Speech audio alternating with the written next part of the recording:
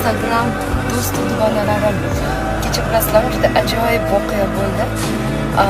Qaytayotdik to'ydan, endi qorong'i soat 10 ga yaqin bo'ldi. Оказывается, men shuncha yo'l yurib, mashinani farasini yoqmayapman. Bitta mashina rosa menga signal so'radi. Shu такой nima bo'ldi desam, oynalarni ochib, tinchlikmi desam, faralarni yoqing deydi.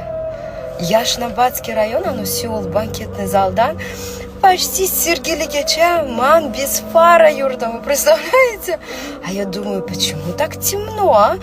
Anaqa salonda ham qop-qorong'i, yurayotgan yo'llarim ham qop-qorong'i. Endi qorong'ilashgandir-da dedim. Voy, yaxshi ham Xudo asradi. Xullas, men ishga ketdim. Sizlarga kecha aytib bermoqchi edim. Я забыла. Вот так вот.